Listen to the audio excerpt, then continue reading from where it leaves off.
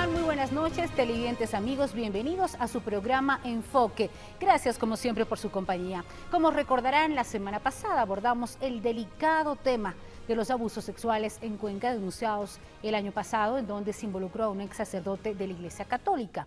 Pero estos hechos no son aislados. Decenas de casos se suman a diario en todo el país, en donde menores de edad son las principales víctimas. El tiempo nos quedó corto para analizar a profundidad esta problemática que históricamente había estado oculta y la sociedad lamentablemente lo naturaliza.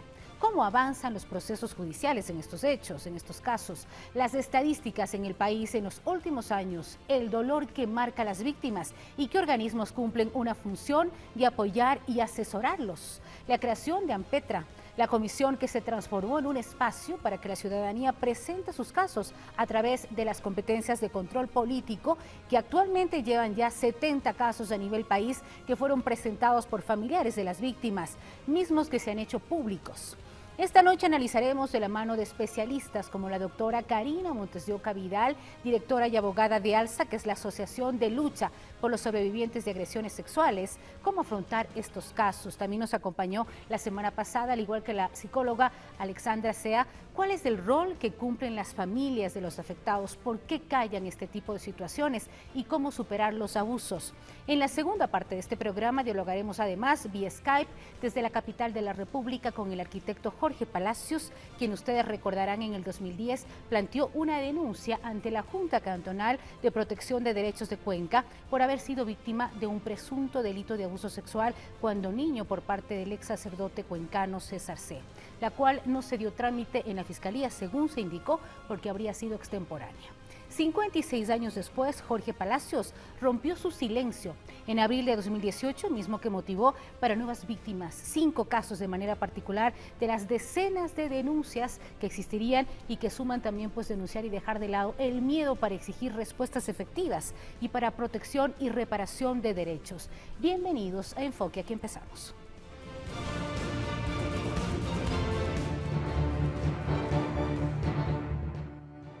Avances y estado actual de los casos conocidos por la Comisión AMPETRA.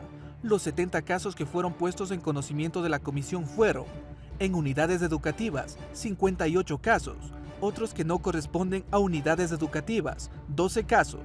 El seguimiento se realizó en los siguientes ámbitos: seguimiento en el ámbito educativo, ámbito judicial, seguimiento en la atención y protección de víctimas. Antes de la acción de la comisión, de los 58 casos conocidos que habrían sucedido en unidades educativas, tan solo 9 de ellos se había iniciado una acción administrativa sancionatoria. En la actualidad, en base al seguimiento realizado por la comisión, se han iniciado 37 procesos sancionatorios y el resto se encuentra en proceso de evaluación. Y con esta pizarra informativa, con esta claqueta de información en donde se da una aparente estadística de casos que han sido presentados, más bien, AMPETRA pues lo habíamos indicado, ya son 70 los casos a nivel país, pero vamos a hablar de las estadísticas. ¿Existen estadísticas reales a nivel del Ecuador? ¿Cuántos casos se dan diariamente? Existen obviamente estos números reales para afrontar también la situación. Vamos a dialogar y damos la bienvenida en este espacio, lo habíamos anunciado ya, nos acompaña la doctora Karina Montes de Oca Vidal. La semana pasada estuvo junto a nosotros. Karina, un gusto nuevamente compartir. El tiempo nos quedó corto para hablar sobre todo de la labor que realiza como directora del ALSA, que es esta asociación de lucha por los sobrevivientes de agresiones sexuales. ¿Qué es lo que se está haciendo? ¿De qué manera se amparan también? Y el apoyo que tienen las familias. De igual manera, saludamos cordialmente, nos acompaña Alexandra Sea, psicóloga destacada de nuestra ciudad de Cuenca. Estábamos abordando en realidad por qué las víctimas callan, este temor, qué les hace también perder el miedo, como sucedió con otro de nuestros invitados que está vía Skype. Vamos a esperar que nuestro equipo de producción nos indique el momento que estemos listos para darle la bienvenida. Vamos a dialogar desde la capital de la República, ya que no pudo acompañarnos en nuestros estudios. Se encuentra también con nosotros, en pocos minutos más tendremos sus declaraciones del arquitecto Jorge Palacios, quien en el 2010 planteó esta denuncia. Y en el 2018, el año pasado, exactamente hace un año, en realidad dijo no más silencio ante las agresiones que habría sufrido desde niño. No sé si tenemos ya este saludo vía Skype con el arquitecto. Mientras tanto, pues saludamos cordialmente a nuestras invitadas. Un gusto que estén con nosotras, doctora Alexandra Carmín, un placer que estemos acá para continuar con este diálogo. La semana pasada conversamos con una de las víctimas que, al verse motivada también por uno de los denunciantes, como lo tenemos vía Skype desde la capital de la República, Jorge Palacios, dijo: no voy a callar más, es momento de romper este silencio. Y volvamos un poquito a retroceder, porque las huellas que dejan en quienes han sido afectados, han sido víctimas de abuso sexual, pues son bastante grandes. Doctora, quisiéramos arrancar con usted para que hagamos este recuento. Veíamos ahí algo de números y estadísticas que obviamente nos entrega ANPETRA, que son 70 casos de esto a nivel país. Yo le preguntaba previo a esta entrevista, ¿en realidad existen estadísticas que son tangibles, reales en nuestro país? Porque estos casos son los conocidos, muchos sabrán que obviamente no se atreven a denunciar. Bienvenida. Muchas gracias, buenas noches, muchas gracias por la invitación, gracias a las personas que nos están viendo. Justamente nos hemos enfrentado a esta situación que planteábamos, cómo luchar contra las agresiones sexuales dentro del país, que son 70 casos efectivamente en la Comisión ANPETRA que fueron tomados como emblemáticos porque no hubo el tratamiento adecuado. Todos ellos son casos en los que ha existido una especie de frustración, de denegación de la justicia. Entonces se llevó a una comisión especial dentro de la Asamblea, que es la Comisión ANPETRA, para poder poner en la realidad ecuatoriana. Pero resulta que cuando nosotros comenzamos a trabajar y comenzábamos a querer establecer políticas públicas para estas situaciones de agresiones sexuales dentro del manejo en la justicia, no existen los casos reales, no existen estadísticas reales de cuáles son las personas que han sido afectadas, cuántas han sido afectadas, cuántos niños han sido agredidos, porque se ponen denuncias y no se prosiguen los casos, o nunca se llegan a poner denuncias. De estos 70 casos, doctora, que obviamente se conocen, que fueron ya difundidos a nivel público, están en proceso. ¿Alguno en realidad está por salir ya? Porque hay muchos casos, veíamos ahí el caso sobre todo en el campo educativo de maestros, esto en la capital de la República y en el norte del país. Lamentablemente tengo que decir que esos casos se convirtieron en emblemáticos porque, por ejemplo, muchos de ellos fueron declarados prescritos. Se les mandó al archivo. Tenemos un caso muy emblemático en la ciudad de Ambato que fue de conocimiento de todos, y ese caso se lo mandó al archivo pese a las investigaciones que habían, pese a las pruebas que existían. Entonces, actualmente está en la Corte Constitucional para que haya un pronunciamiento desde allá. Estamos esperando, y la lucha no es solo nuestra como la Asociación de Lucha por los Sobrevivientes de Agresiones Sexuales, la lucha es en conjunto con muchas asociaciones, con muchas personas que han tenido esta frustración de luchar todos los días y decir: queremos que se juzgue mi caso, y al final se manda al archivo. Bueno, de igual manera, pues decíamos, estamos con la psicóloga Alexandra Sea y hablábamos con una de las víctimas que sin duda es tan doloroso volver a recordar lo que sucedió hace años atrás. Hablamos más de 60 años, en donde dejaron este silencio, rompieron este temor y el miedo a pesar de las circunstancias, a pesar de la sociedad. Y nos quedamos en el tema de cómo en realidad afrontar. ¿Por qué existe este temor? ¿Las familias no les creen, sobre todo a los niños que han sufrido este tipo de abuso, Alexandra? Gracias, Karina. Qué linda pregunta, ¿no? Esto es importante, dice, porque es una de las preguntas que se enfocan ahí, ¿no? La situación esta, el por qué callan, es porque, primeramente, hay los niños y los padres de familia. El agresor, ¿qué es lo que hace? Es que pone, manipula, chantajea, le pone como, ya él sabe cómo agredir a un niño psicológicamente, entonces él lo que hace es que le manipuló totalmente. Entonces, ¿qué es lo que pasa? Es que le chantajea y le dice al niño: ten cuidado porque yo le voy a matar a tu mamá y a tu papá, y a ti te voy también a matar. Eso sucede muchas veces. Sucede en y el todo agresor lado. está muy cercano a la familia. Exactamente, en muchos casos. ¿no? Entonces, toda esta situación ya psicológicamente el niño ya viene perturbado en su psiquis, ¿no? Entonces, ¿qué estamos hablando? Si no le creen los papás, también es algo importantísimo, y esto tengo que hablar. Los niños no mienten. Exacto, los niños no Alexandra. mienten, exactamente. Entonces, los papás le cuenta el niño al papá, si es que le cuenta, porque es bien difícil que llegue a contar este tipo de agresiones. Porque pero hay algunas muestras que como padres podemos darnos cuenta, y vamos a conversarlo enseguida, Alexandra, si me permite. Estamos ya con nuestra conexión vía Skype y saludamos cordialmente. Muy buenas noches desde Cuenca, su ciudad natal. Les saludamos. Un gusto que esté con nosotros, arquitecto Jorge Palacios. Bienvenido a este programa Enfoque para dialogar sobre este tema que en realidad ha sido tan difícil de abordarlo, pero que gracias a su valentía, hace un año precisamente reventaron muchísimos casos de denuncias. Bienvenido por estar con nosotros, gracias de antemano, y preguntarle, ha pasado ya un año, ¿cuáles han sido las expectativas que usted tuvo en tanto pues a la resolución que se tomó por la parte judicial a este año que ha pasado ya? Si quisiéramos saber sus primeras impresiones. Buenas noches. Buenas noches.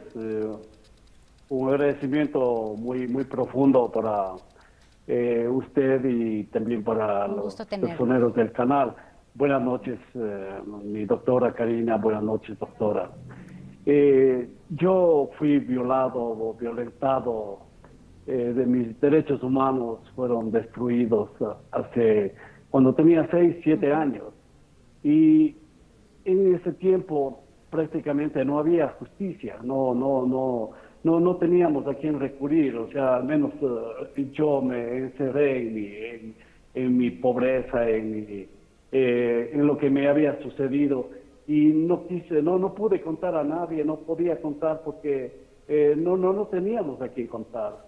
Ahora que hace 10 años prácticamente golpeé la puerta de la fiscalía para poner mi denuncia, que había sido receptada por la Junta Cantonal de Derechos, la Fiscalía cerró la puerta, dijo no.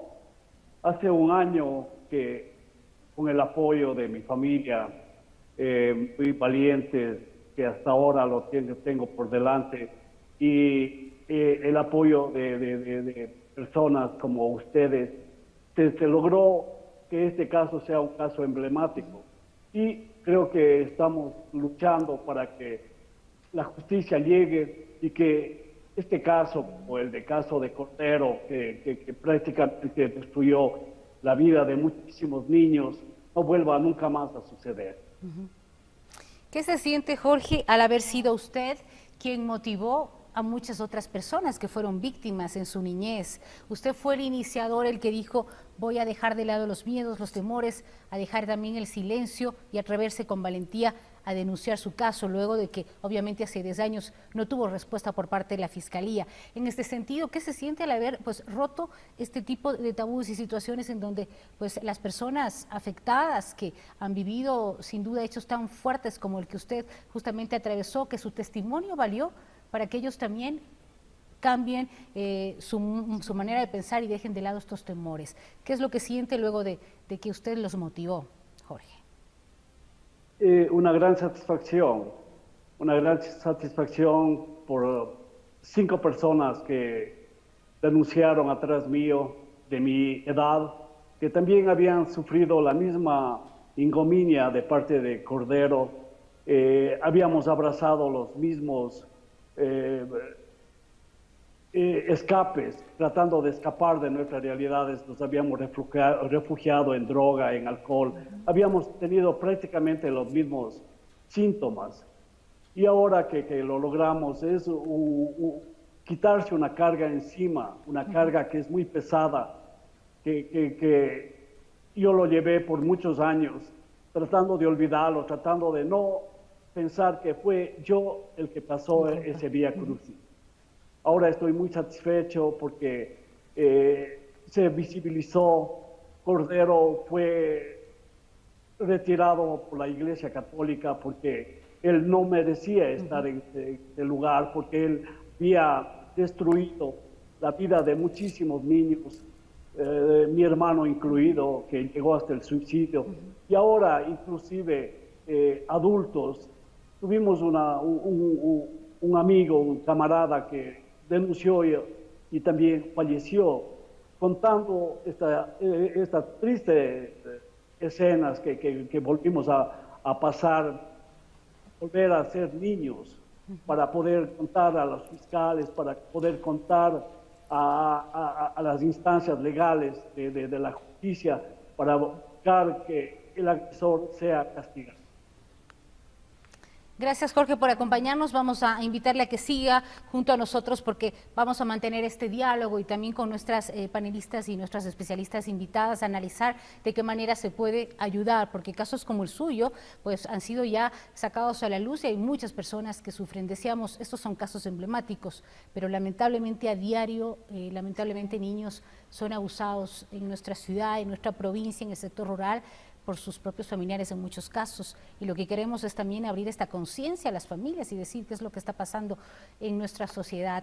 Ante ello sí hablar de los organismos y de las fundaciones, y conversábamos con la doctora Montes de Oca obviamente de este hecho de que existen algunas fundaciones de apoyo, qué es lo que pueden hacer ya quienes han sufrido, sobre todo las víctimas. Hablábamos del papel que realiza el ALSA y si es que podemos hacer un análisis desde que se formó, cuáles han sido en realidad luego de esta lucha los resultados que han obtenido, Karina.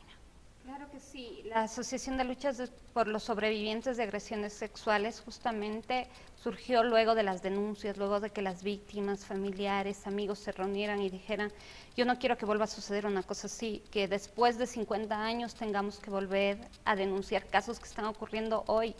Entonces se reunieron y dijeron, no solamente queremos que se hagan justicia en estos casos, queremos prevenir estos casos.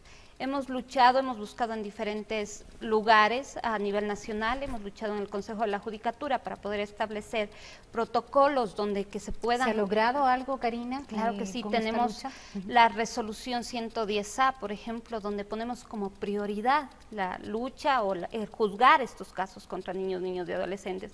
Pero justamente teníamos la semana pasada una reunión para evaluar con las nuevas autoridades del Consejo de la Judicatura esta resolución.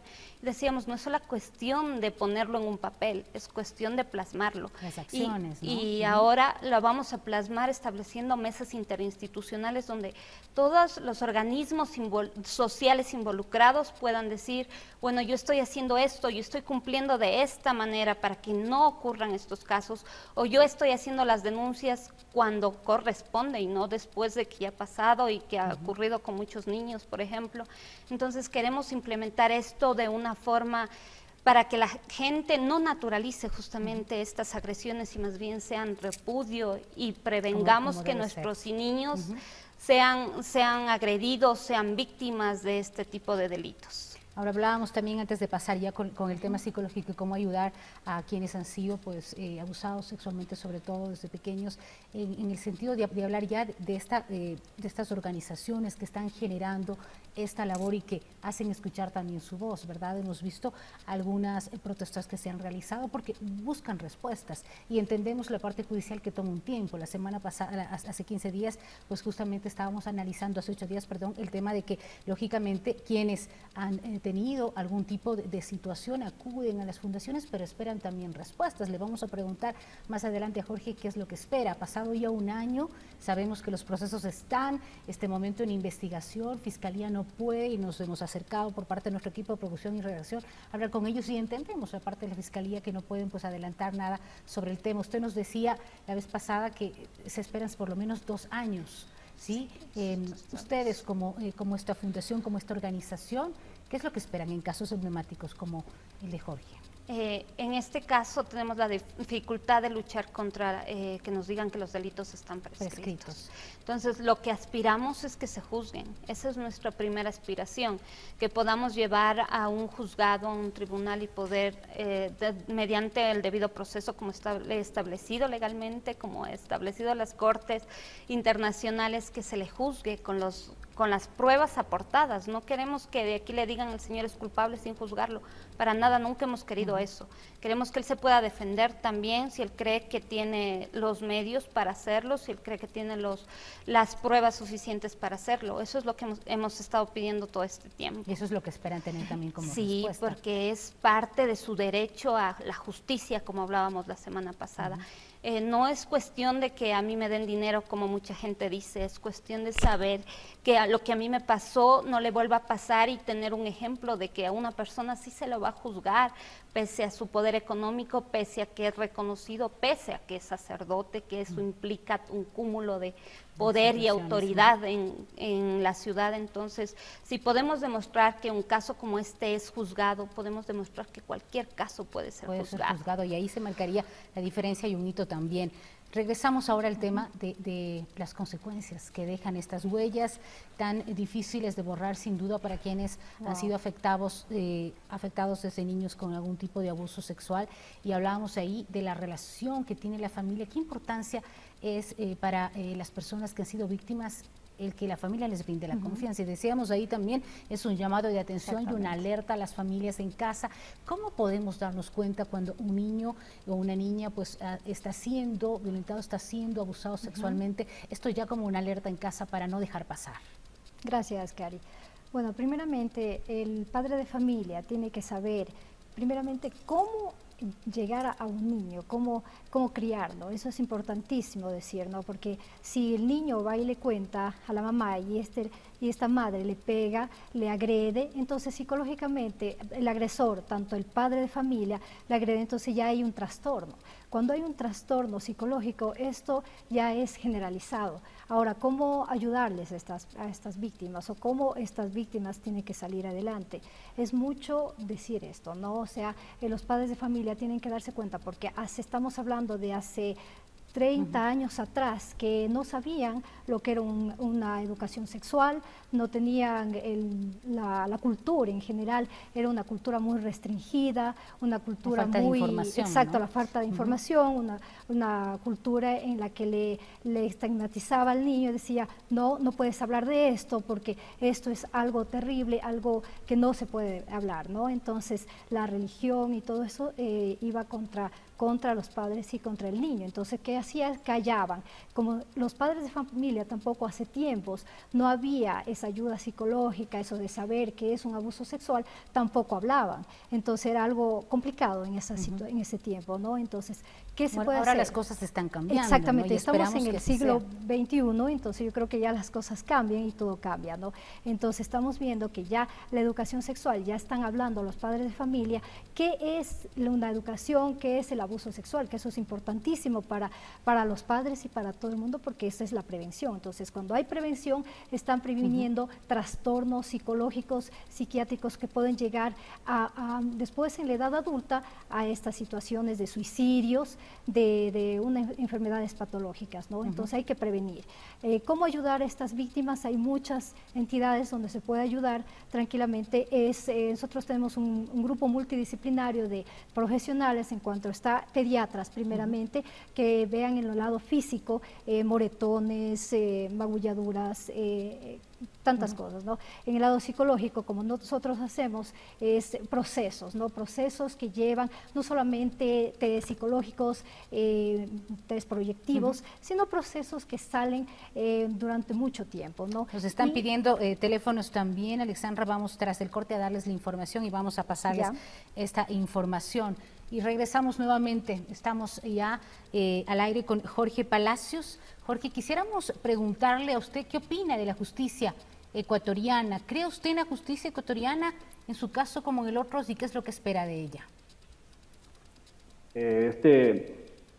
Yo creo que no hay justicia para los pobres, para las personas que no tenemos poder, y si el adversario, digamos, la persona a la que nosotros lo acusamos es miembro de la gran aristocracia cuencana, y muy difícil que se haga justicia. Yo quería preguntarle a la señora fiscal que por qué ha pasado un año y no hay una fecha para que haya una audiencia de formulación de cargos contra Cordero. Yo considero que a lo mejor yo puedo ser acusado, porque creo que así se estila los juicios, ¿no? Que yo como acusador pueda a la final salir acusado y a lo mejor a mí me tiene que enjuiciar o a mí me tiene que encarcelar. Yo quisiera decirle a la fiscal, bueno, hágalo, pero hágalo, o sea, ya es hora de que tengamos un desenlace. Mi familia se desgasta, todos los amigos, las personas que están... Mire, en poquísimo tiempo se reunió como 10.000 firmas en Cuenca de personas que quieren justicia y quieren que haya un desenlace. Todas las personas preguntan, bueno, ¿y qué es lo que pasa? Entonces, si la fiscal debe acusarme a mí, que lo haga, que lo haga y que me escuche a mí, que me encarcele a mí. Si ese es el veredicto de un juez, que lo ponga ante un juez. Ojalá tengamos mejores días para la justicia. Se ha hablado también, Jorge, que podrían haber intereses económicos por parte de su propia familia en torno a este caso. ¿Usted qué les dice ante ello? Yo considero que destruir una vida, como el caso de mi hermano, está muerto.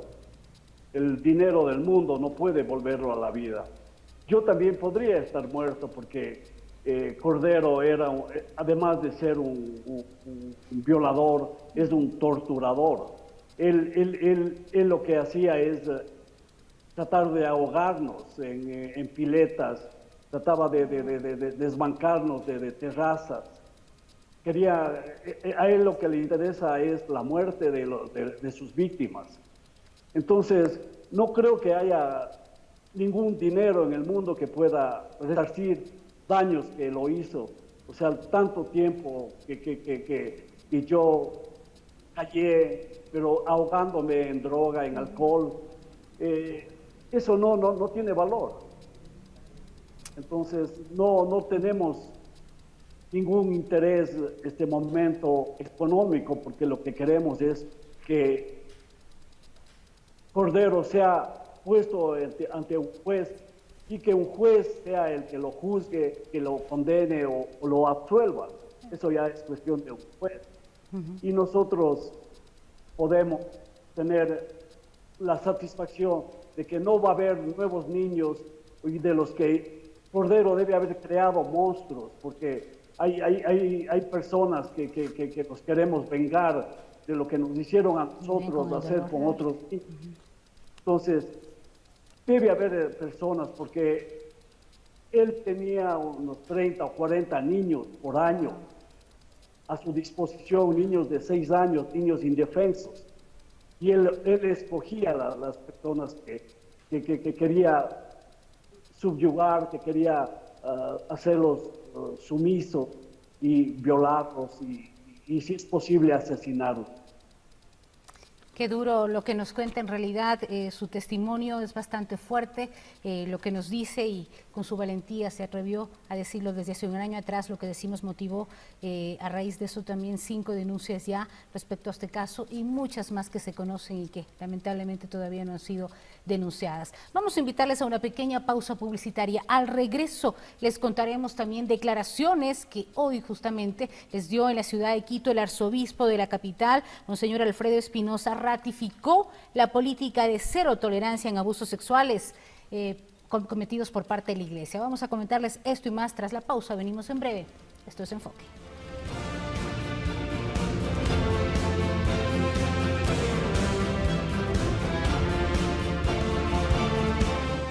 Ya volvemos con más de Enfoque.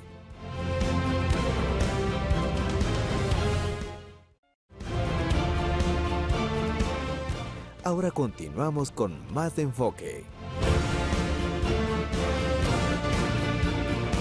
Estamos de regreso en su programa Enfoque con un tema delicado, pero que hay que tratarlo porque como sociedad no podemos naturalizarlo y dejarlo pasar. Al contrario, hay que ser fuertes ante estos temas que en realidad no solo nos conmueven, sino que nos conmocionan. Lo que ha sucedido con abusos sexuales de menores de edad, temas que fueron pues denunciados desde hace un año atrás, desde hace 10 años que no tuvieron respuesta y hace un año atrás por la valentía también, como lo decíamos, de el arquitecto que está con nosotros, el arquitecto Jorge Palacios. Vamos a continuar con él dialogando desde la capital de la República vía Skype. Él es cuencano, como ustedes conocen, pero está radicado en la ciudad de Quito. Vamos más adelante a continuar hablando y quisiéramos retomar el tema también con la doctora Karina Montes de Oca, aquí en el caso que se ha tratado, lo que estamos manejando. ¿Cuál es la situación de la justicia real? ¿Sí? Los temas como el sucedido con Jorge Palacios, con los 5 casos más, podrían prescribir. Eso es lo que dijo Fiscalía hace 10 años, aparentemente, y pues se necesitan respuestas. Jorge nos acaba de mencionar, dice, esperamos que la Fiscalía nos diga fechas, nos diga siquiera cuándo, cómo avanza el proceso. ¿Qué es lo que se espera ante estos casos, doctora?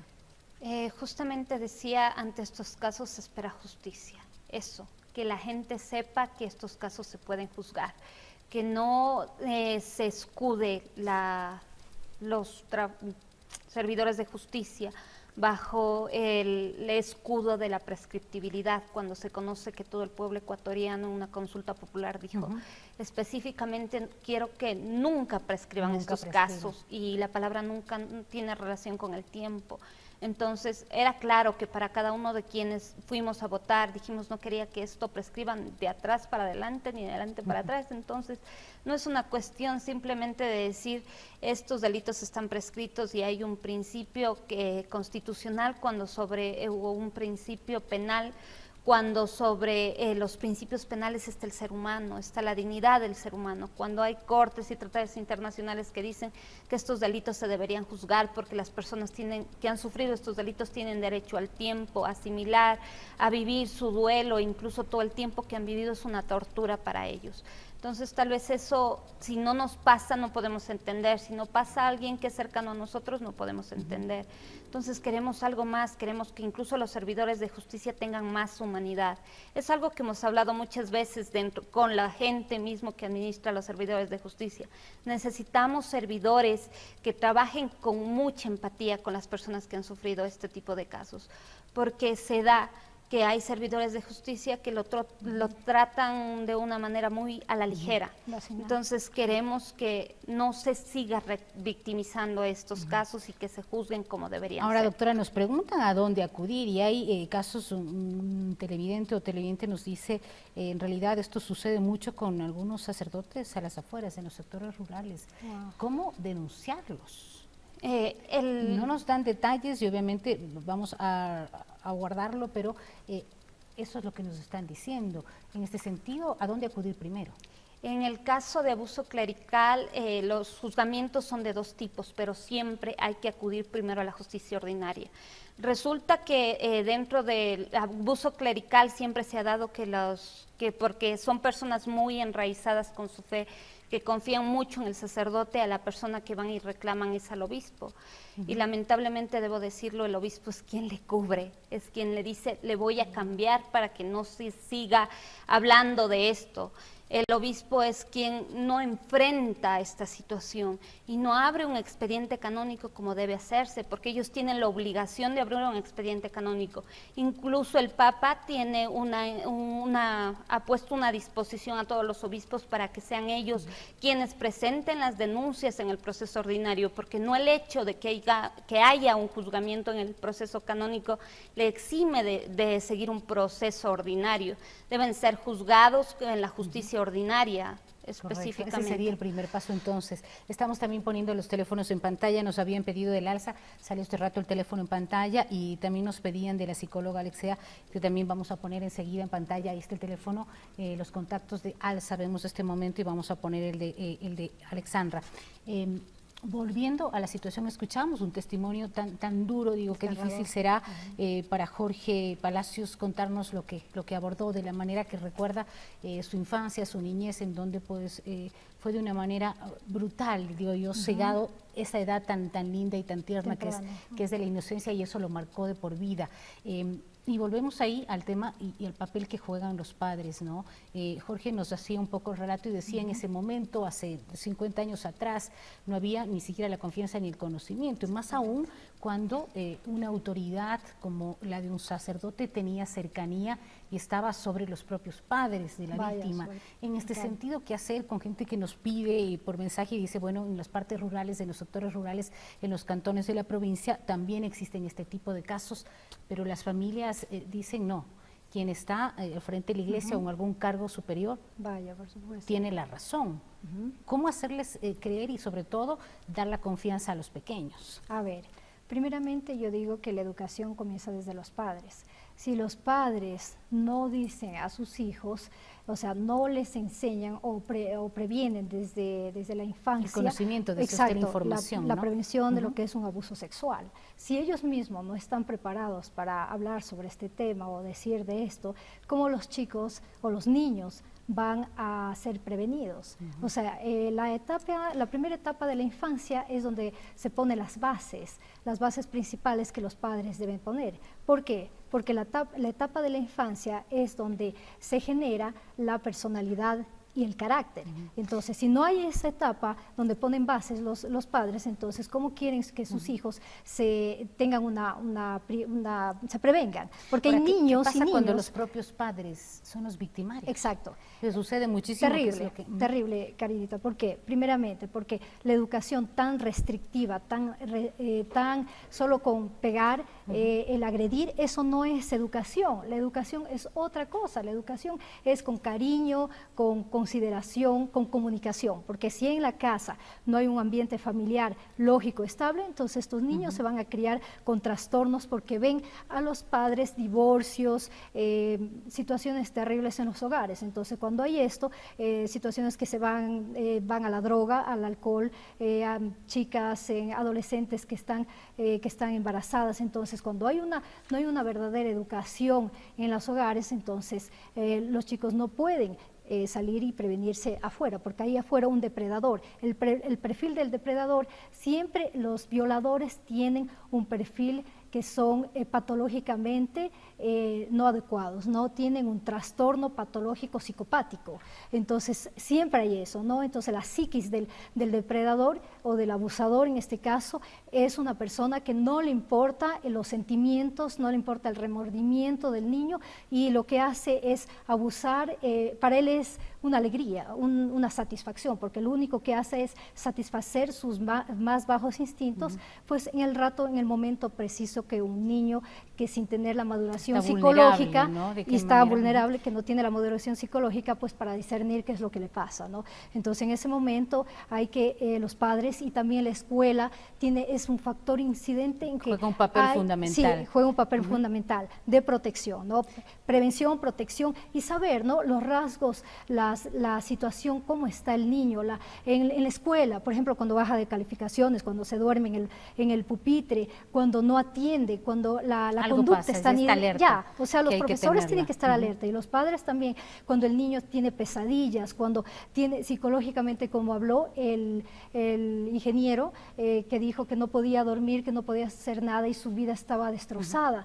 Entonces, ver la sintomatología del niño, qué es lo que está pasando, con pesadillas, incompreses, neuresis, se orina, la desesperación, no puede dormir, no puede hacer nada, ¿no? Entonces, es un síntoma característico de qué está pasando. Entonces, los papás tienen que tener ojo y ver en la situación de qué es lo que sucede con estos niños. Claro, ¿no? que sí, la familia juega un papel fundamental de prevención y también de ayuda, y lo vamos a conversar ya pues luego de ser víctima, de qué manera pueden afrontar. Jorge Palacios, nuevamente desde Quito, nos ha dicho el apoyo fundamental de su familia. Usted siempre menciona a su familia que le apoyó, que fue su fortaleza también para dejar el silencio atrás y lanzar esta voz de protesta y decir basta ya de los abusos. Usted ha sido, como lo indicamos, esa persona valiente que inició y motivó a muchos más, y sobre todo hay muchas personas, se habla de decenas de cuencanos que sufrieron o fueron víctimas de este tipo de casos. ¿Qué decirles a ellos que todavía mantienen el silencio por el temor, los tabúes y la propia sociedad que los presiona, Jorge? Yo considero que eso es muy importante, el entorno de los niños. Si el Estado brinda confianza a una persona para que tenga su escuela, para que dé educación a los niños indefensos, y si se va sobre todas las leyes, se va sobre todo, porque Cordero lo hacía tan abiertamente, a vista y paciencia de profesores, de toda la escuela. ¿Hubo muchos cómplices, Jorge, ante ello? ¿Usted cree que hubo muchos cómplices de este caso, particularmente? Así es, porque en el patio de la escuela, Cordero tenía unos perros gigantescos, y él escogía al niño y lo apuntaba, y los perros iban y me cogían a mí del cuello y me llevaban donde él, delante de toda la escuela. Él cruzaba el patio y el Cordero estaba parado y me envolvía en sus hábitos y me metía dentro de sus hábitos, y toda su lascividad yo soportaba. Y estaba vistos por toda la escuela, por todo, o sea, los nuevos compañeros, o sea, los compañeros, diga, mayores. Ellos después, o sea, no ayudábamos a los niños. Ellos después me apuntaban con el dedo, me decían, tú eres un homosexual, porque el curita te hace tal cosa y tal cosa. Entonces, pero afortunadamente considero que todo eso hemos superado. Ahora, no creo que pueda volver a suceder que un depredador de esta naturaleza lo haga tan abiertamente, sin importarle, porque nos tenía tan dominado a todo su entorno. Y después me parece que también dominaba a las autoridades, porque esto era Vox Populi en Cuenca y nadie reclamaba. Jorge, yo le preguntaba también qué decirle a aquellos que sufrieron, como usted, o fueron víctimas y que todavía mantienen el silencio. ¿Cómo atreverse? ¿En qué momento usted tuvo la voluntad, la decisión para dejar este silencio y atreverse a decir lo que pasó? Creo que una de las lo que más va a incidir en que el resto de amigos, de compañeros que yo conozco, que como hemos estado hurgando en amistades, y que ellos muchas veces dicen, mira, yo conozco 3, 4 profesionales que cuando de repente lloran hablando de esta situación. Entonces, yo creo que ellos pueden salir a la luz si Cordero es puesto en un tribunal de justicia y juzgado. Ahí van a salir todas estas personas y van a retirarse de su corazón, de su alma, todo este pesar que hemos tenido, que tenemos, de haber sido víctimas de un depredador de esta naturaleza. ¿Qué papel cree usted que juega la Entonces, Iglesia? yo les digo, Sí, Jorge, perdón la Iglesia, que le interrumpa, le preguntaba, ¿qué papel cree usted que juega la Iglesia? Tenemos unas declaraciones del arzobispo de Quito y queremos también saber cuál es su punto de vista de la Iglesia ante estos casos, porque si bien lo mencionábamos con la doctora, este ha sido un caso emblemático que ha conmocionado no solo a Cuenca, sino al país entero, pero lógicamente esto sucede también en otras ciudades del país, ha pasado ya en otras ciudades con otros sacerdotes y pues nos acaban de mandar mensajes, también dicen desde otros cantones de la provincia de La Suay existen casos. ¿Qué es lo que usted opina del papel que juega la Iglesia?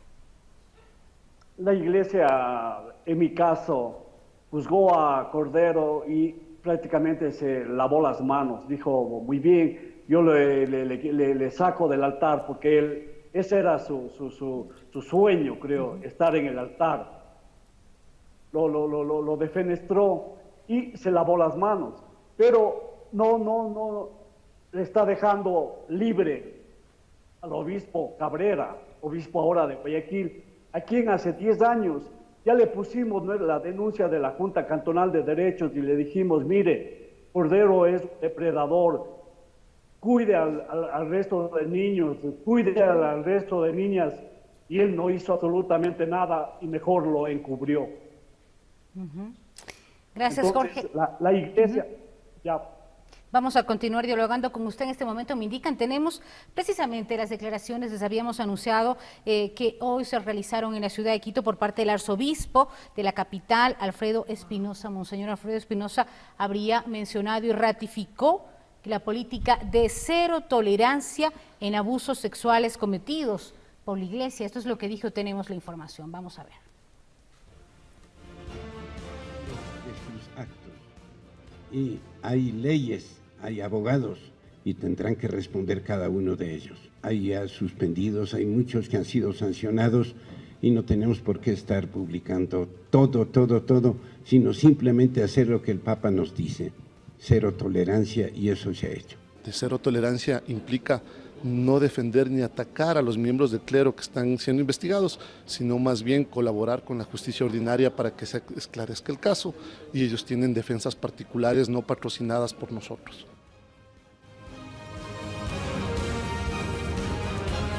Ahí tenemos las declaraciones del arzobispo de la ciudad capital y ¿De qué manera la Iglesia, y ahí retomando un poquito lo que dice cero tolerancia, está ayudando a la parte judicial, Iglesia? De alguna manera, ustedes como ALSA, ¿qué es lo que han visto? ¿Hay de alguna manera un tema de colaboración por parte de la Iglesia para que estos casos en realidad tengan esta cero tolerancia que dice?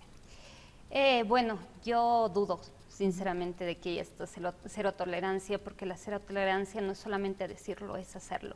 La Santa Sede firmó en la Comisión de los Niños, Niñas y Adolescentes un compromiso que era precisamente tomar cierto tipo de medidas para prevenir estos casos, incluso en centros educativos donde son particulares y donde está la fe católica. Entonces, tienen que ellos implementar medidas, por ejemplo, que a un niño no se le puede tener bajo un lugar cerrado con una persona adulta, porque no solo se trata del sacerdote, sino todas las personas que trabajan en este centro educativo.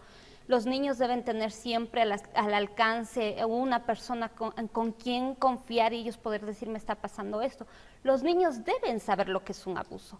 Lamentablemente, lo que decía justamente Alexandra, lamentablemente en nuestra sociedad no se quiere hablar de eso y mucho menos se quiere en los centros particulares. Se trata de tapar esta situación, cuando es algo que los niños deben tener incluso imágenes en el centro educativo, decir, a ti no te deben tocar esto, a ti no te deben hacer esto. Yo creo que las cosas están cambiando, es la percepción que tenemos, que la situación que los niños en centros educativos le dicen, por favor, no me toques mis partes íntimas, ¿no? Porque ellos ya saben y conocen de qué manera tienen que cuidarse, pero hay que difundirlo mucho más abierto. La Iglesia Católica se ha visto enfrentada a estos casos porque no solo aquí en Cuenca ni en el Ecuador, es en todo el mundo. ¿Y cómo colabora con la justicia? Pues lamentablemente ellos llevan el caso canónico donde efectivamente se juzga y hay un veredicto y ellos deberían aportar con los medios probatorios con los cuales ellos llegaron a esa conclusión, pero no lo hacen. Simplemente dicen, esto es nuestro procedimiento y el suyo llévenlo aparte, nosotros no nos inmiscuimos. Entonces, creo que sí hay un poco falta de compromiso de la Iglesia para estos casos.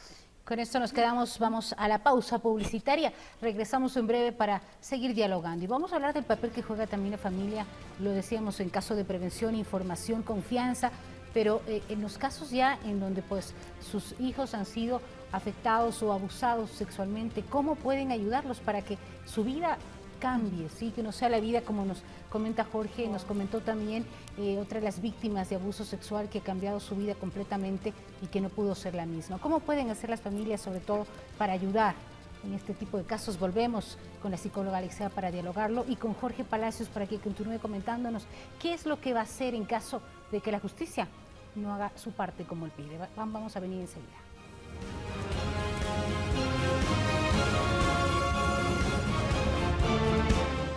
Ya volvemos con más de Enfoque.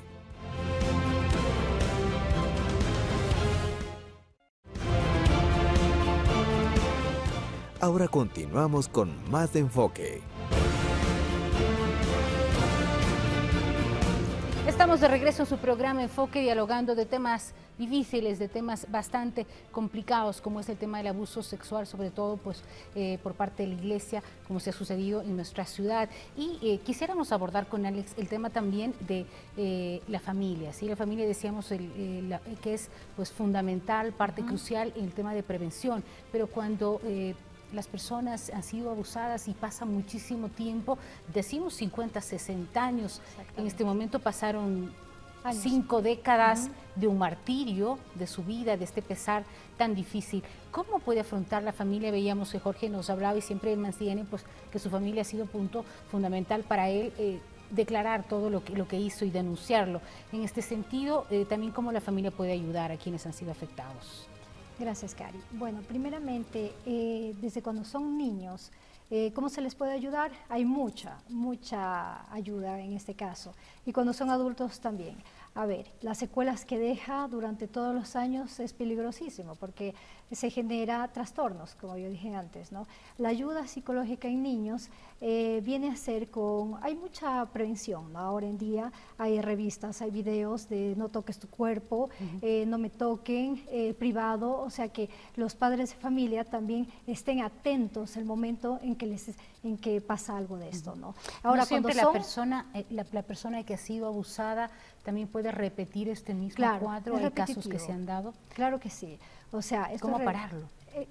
Es súper difícil porque es un proceso tan grande que no es nomás de coger y pues hacer una evaluación psicológica y ya, ¿no? Esto viene por mucho tiempo. Ahora, por ejemplo, como están las víctimas de estas edades, es la ayuda psicológica. Se puede sacar los trastornos que tiene en la mente. O sea, es muy difícil porque llevan secuelas durante toda la vida y esto no se hace así nomás de la noche a la mañana. Es un proceso larguísimo que por eso mismo es prevención, ¿no? En este caso, prevenir que lamentar, dicen, ¿no? Entonces, la prevención desde la infancia es lo principal que se debe hacer, padres, educadores y sociedad en general, porque todos estamos implicados en esto, Todos estamos ¿verdad? inmersos. Entonces, ¿cómo ayudar? Es eso, ¿no? En el caso mío, pues, hacer una evaluación, una intervención psicológica para sacar los acudir traumas. donde un especialista en este Acudir caso. a un especialista, terapeuta, psicólogo, psicoterapeuta y también se puede decir un psiquiatra, ¿no? Porque eso es ayuda con fármacos. Es decir, se puede sacar tantos traumas como dijo la víctima que está ahorita, el ingeniero Palacios, pues que es dificilísimo y ha habido hasta suicidios, ¿no? Es muy Se andan complicado casos y graves. complejo. Gracias, Alex. Vamos con Jorge Palacios desde Quito, nuevamente con usted. Estamos ya a pocos minutos de cerrar este programa, pasa la hora rápidamente en temas como estos y pues ha habido también bastante interés de los televidentes y queremos saber, Jorge, ¿usted ya perdonó todo este dolor que le causó el ex sacerdote desde hace ya 5 décadas? ¿Usted ya logró perdonar? ¿Está su corazón sanado? Le preguntamos. Yo creo que esto nadie puede perdonar. Es la destrucción de los derechos humanos de un niño indefenso y que un hombre adulto grande lo destruya sin importarle el futuro de ese niño, que después que sea hombre no sabe qué es lo que va a pasar, no se puede perdonar. Lo que sí considero que tiene que ser juzgado y el juez puede ser el que lo absuelva o el juez tiene que ser el que lo condene. En este caso, luego de que la justicia haga su parte, en el caso de que sea favorable hacia las víctimas, pues ustedes, me imagino yo, tendrán esta tranquilidad. Y en caso de que no fuera, ¿cuál será la decisión que ustedes tomarían, Jorge? Juntamente con nuestra abogada y nuestro abogado, mis queridos abogados jóvenes, después de que la justicia dé su veredicto, puede darlo negativamente, nosotros tendremos que acudir a instancias internacionales, porque internacionalmente no se perdona a un pederasta. No quiero irme sin sus últimas palabras. Habrá muchas personas en casa, a nivel no solo de Cuenca, sino a nivel del país y el mundo, que estarán viendo su caso y de pronto algunos pues habrán pasado también su testimonio de vida. ¿Qué decirles a ellos que han sufrido alguna situación como la suya? Que es muy importante contar, denunciarlo, porque eso conlleva una liberación de esa carga que uno tiene dentro de su corazón, de su alma. Eso es lo más importante.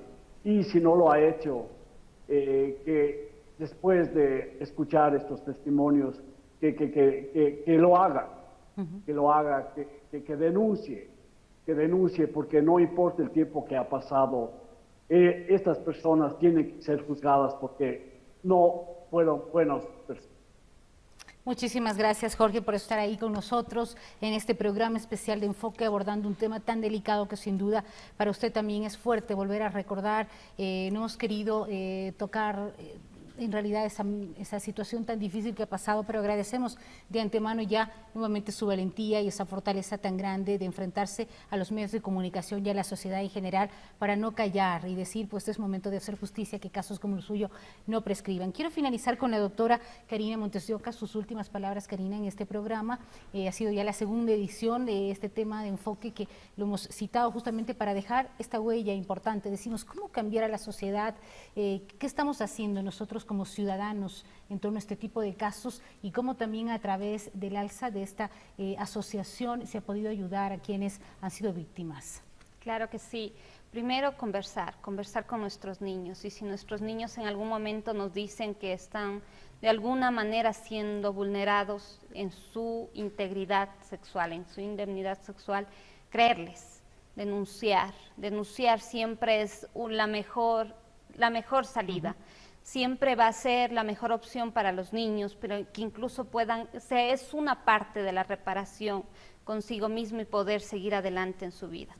Después, apoyar a todas las instituciones, a todos los organismos que están luchando para visualizar este problema tan enraizado en nuestra sociedad para poderlo eliminar. No solamente con la Asociación de Lucha por los Sobrevivientes de Agresiones Sexuales, hay otras asociaciones, hay otras organizaciones.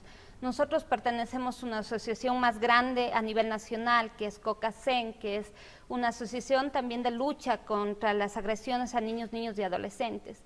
Y si nos pueden seguir en redes sociales como COCACEN y nos pueden ayudar llenando, incluso tenemos un cuestionario con el cual pretendemos levantar datos para saber cuál es la realidad social, las que nos faltan efectivamente, la cual queremos que la gente concientice, nos ayudarían un montón.